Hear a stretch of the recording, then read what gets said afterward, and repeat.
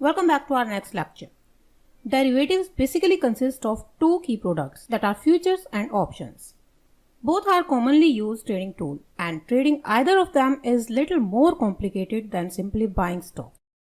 If we use correctly, they both offer plenty of opportunities for making money in stock market.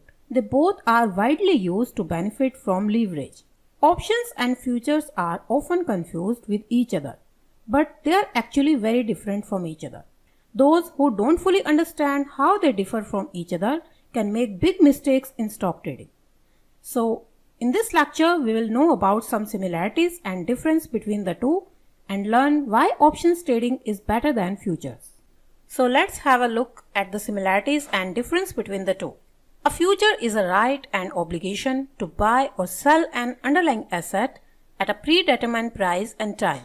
And an option is a right without an obligation to buy or sell an underlying asset. Both futures and options are products that derive their values from the value of underlying asset. They both are the financial contracts that exist between two parties, the buyers and the sellers, and both are the leverage derivatives. Now the fundamental difference between the options and the future is in the obligation of the parties involved. As we know, in option trading, the buyer of an option has the right to buy or sell an asset at a fixed price but not the obligation. And an option seller always have an obligation. But in a future contract, both the parties, whether buyer or seller, are obliged to fulfill the terms of contract. This is the main difference between options and future. Therefore, buying a future is more riskier than buying options because while buying options, we have the risk of premium only. But with futures, if we buy a future and stock price falls, we are obligated to suffer that loss. Now, in case of selling, when we sell options, the seller of the option receives the money that the buyer pays.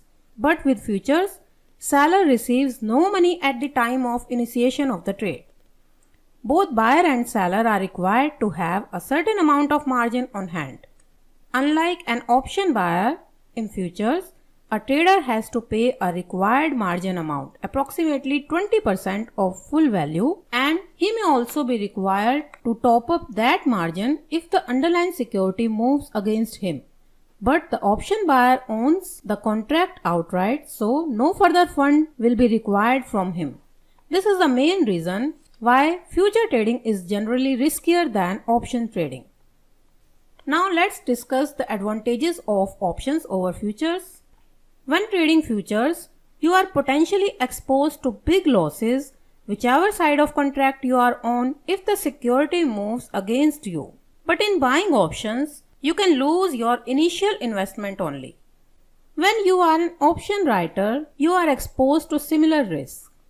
Assume that you want to buy a stock ABC that is trading at $30. So if you buy 100 shares of ABC, you need to pay $3,000. But if you want to buy one lot of ABC future, you only have to pay the margin which is around 20% of full value depending on your broker. It means your profit will be 5 times that of when you are invested in equities, but unlike the case of options, your loss could also be 5-fold. And that is the biggest disadvantage of trading futures. Now in this case, the premium of the call option is only $3. So if stock price falls, the only loss in this case will be $300. The other advantage of options over future is that with options you can adopt a number of strategies and create spreads that can enable you to profit from multi-directional price movement. But with future contracts, you can only make money from the security moving in the right direction for you. So these were some similarities and difference between options and futures. In this course, we will learn about options only and we will learn about different strategies that we can adopt with options trading. See you in the next lecture. Thanks for watching.